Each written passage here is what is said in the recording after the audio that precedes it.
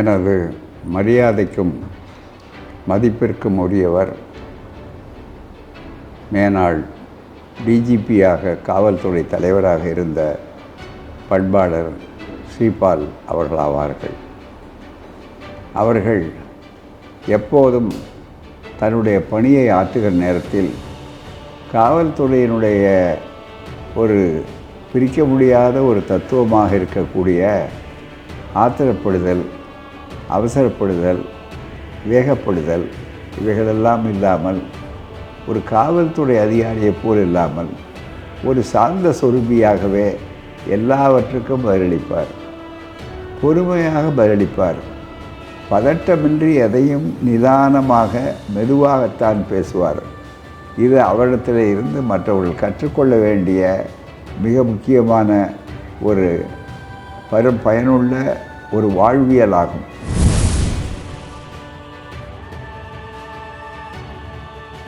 முதன்முறையாக அவர் ஐபிஎஸ் தேர்வில் செய்யப்பட்டு எனக்கு அறிமுகமானவர் 1969 மதுரை அல்லது ராமநாதபுரம்.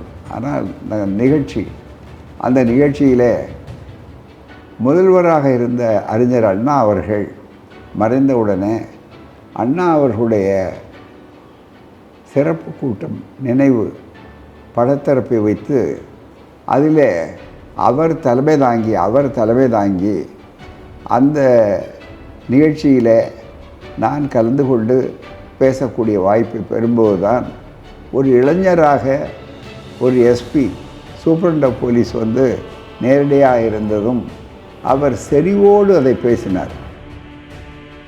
அண்ணாவளை பற்றி என்றால் அரசியல் பிரச்சனை இல்லாமல் ஒரு அதிகாரியினுடைய பார்வையில் அண்ணா அவர்களுடைய பண்பாடு, ஆளுமை திறன் எப்படிப்பட்டது, அவர் எப்படியெல்லாம் மற்றவர்களை மதித்தார், குறிப்பாக அதிகாரிகளை அவர் எப்படி நடத்தினார், அவர் எப்படி நடந்து கொண்டார் என்பதையெல்லாம் மிக விளக்கமாக அவர் சொல்லக்கூடிய ஒருவர் ஆவார்.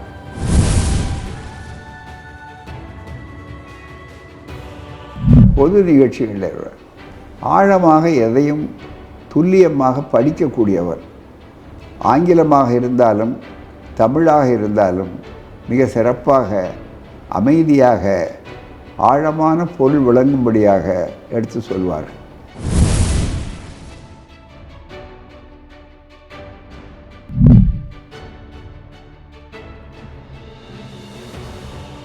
ஒரு முறை கோவையில் எங்களுடைய தோழர்களெல்லாம் திடீரென்று எதிர்ப்பு காட்டி ஒரு கிளர்ச்சி செய்ய வேண்டும் என்று அறிவித்து விட்டார்கள் சில நண்பர்கள். உடனடியாக அவர் தன்னிடத்தில் சட்டம் அதிகாரம் இருக்கிறது என்பதற்காக சட்ட நடவடிக்கைகள் பாயவில்லை. உடனே அவர்களெல்லாம் கூப்பிட்டு அழைத்து பேசிவிட்டு உடனே என்னிடத்துக்கு நேராக தொலைபேசியில் தொடர்பு கொண்டார்.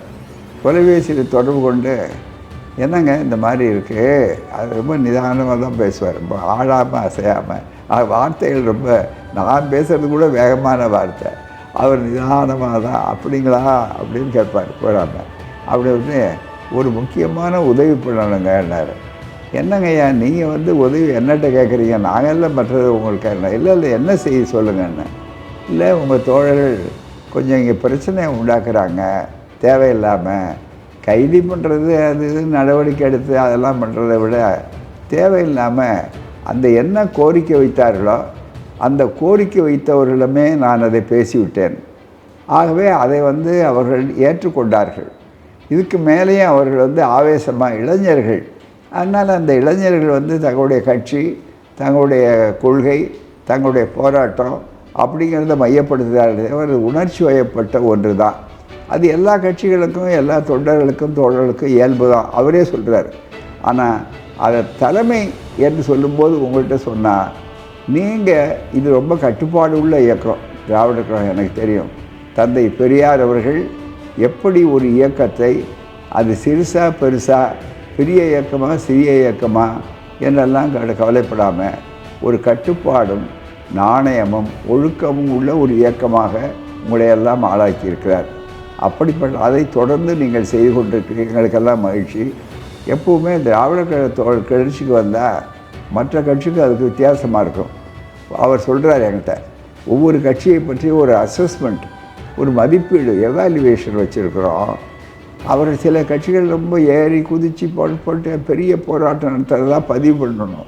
அதுக்கு தான் அவர் முரட்டுத்தனமாக பண்ணுவாங்க. காவல்துறை அதிகாரிகளை முட்டி கொண்டு மோதிக்கொண்டு அவர் கடமை செய்கிறார்களே என்பதை பற்றி கவலைப்பட மாட்டாங்க. ஆனால் உங்கள் இயக்கம் அப்படி இல்லை, எனக்கு தெரியும். அதனால் நீங்கள் தலைமை கூப்பிட்டு சொல்லிட்டீங்கன்னா என்னுடைய பணி ரொம்ப நிறைவாக இருக்கும், போகாமல் ஸ்மூத்தாக போகும். அதனால் உங்களுக்கு தொந்தரவு கொடுத்துக்கிறேன் பேசுகிறேன். இல்லை தொந்தரவு இல்லையா, நீங்கள் கூப்பிட்டு சொன்னது ரொம்ப மகிழ்ச்சி அப்படின்ன உடனே எனக்கு ஒரு 10 நிமிஷம் அவகாசம். அப்போல்லாம் செல்ஃபோன் கிடையாது, கால் புக் பண்ணி தான் பேசணும் போகாமல். ஆகவே அந்த நம்பரை போட்டு உடனே சம்மந்தப்பட்டவங்களை கூப்பிட்டு கேட்டு, இது மாதிரி அவங்க சொல்கிறாங்க, அவங்களுக்கு சம்மந்தப்பட்ட உங்களுடைய கோரிக்கையை ஏற்கக்கூடிய அளவுக்கு யார்கிட்ட பேசணுமோ அந்த எதிர்பக்கத்துக்கும் பேசி எல்லா வகையிலையும் அவங்க நியாயப்படுத்தி அதை முடிக்கிறது சுமூகமாக முடிக்கணும்னு முடிச்சிருக்காங்க. உங்களுக்கு வேண்டியது நமக்கு வேண்டியது செஞ்சுருக்கிறோம். அதே நேரத்தில் நான் இன்னொன்று சொல்கிறேன், நீங்கள் எந்த கிளர்ச்சி ஆரம்பிக்கணுன்னாலும் இது கட்டுப்பாடு உள்ள ஒரு இயக்கம். தலைமைக்கு தெரியாமல், தலைமையினுடைய அனுமதி பெறாமல் நீங்கள் நடத்தக்கூடாது.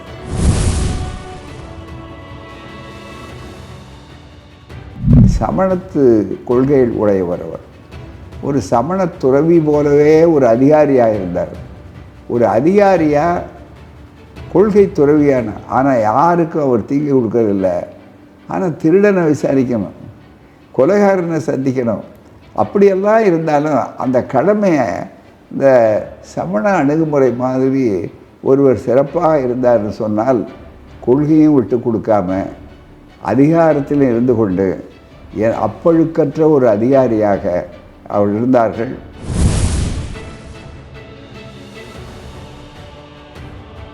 ஒரு அதிகாரியாக காவல்துறை தலைவராக இருந்தாலும் கூட அவர் நான் சொன்ன சமண தத்துவப்படி ஜாதிக்கு சமணத்தில் இடமில்லை, ஆதி சமணத்தில் கடவுளுக்கே இடமில்லை. அப்படிப்பட்ட ஒரு கொள்கை உள்ள ஒரு தத்துவத்தை அதை நடைமுறையில் மிக சிக்கல் வாய்ந்த ஒரு காவல்துறையில் அவர் செய்தார். சமூக நீதி போராட்டங்களாக இருந்தாலும், முற்போக்கு சிந்தனைகளாக இருந்தாலும், நியாயமானவர்களாக இருந்தாலும் அவைகளை பற்றி அதற்கு உறுதுணையாக இருந்து அதை வெறும் சட்டம் ஒழுங்கு பிரச்சனை என்று பார்க்க மாட்டார். அதை ஒரு சமூக பிரச்சனை, அதை எப்படி தீர்ப்பது என்பது தான் அவருடைய அணுகுமுறையாக இருக்கும். அந்த வகையில் சமூக நீதியாக இருந்தாலும், ஒடுக்கப்பட்ட சமுதாய மக்களுக்கு வாய்ப்பு தர வேண்டும் என்பதிலும் அதில் அவர் உறுதியாக இருந்தவர்கள். பொது நிகழ்ச்சிகளில் கூட வந்தால் ஆழமாக பேசுவார். அதே நேரத்தில் மற்றவர்களை யாரையும் சங்கடப்படுத்தாத அளவுக்கோ புண்படுத்தாத அளவுக்கோ அவர் தன்னுடைய கொள்கையை வலியுறுத்தி சிறப்பாக அவர் பேசுவார். இதெல்லாம் அவர் மற்றவர்களுக்கு அதிகாரியாக இருந்தாலும் ஒரு ரோல் மாடல், சமண துறவியான ஒரு அதிகாரியாக இருந்தும் அவர் செய்தார். கடைசி வரை அவர் எழுதிய நூல்களும் சரி, மற்றவர்கள் எடுத்துக்காட்டு இதற்கு நல்ல சான்று.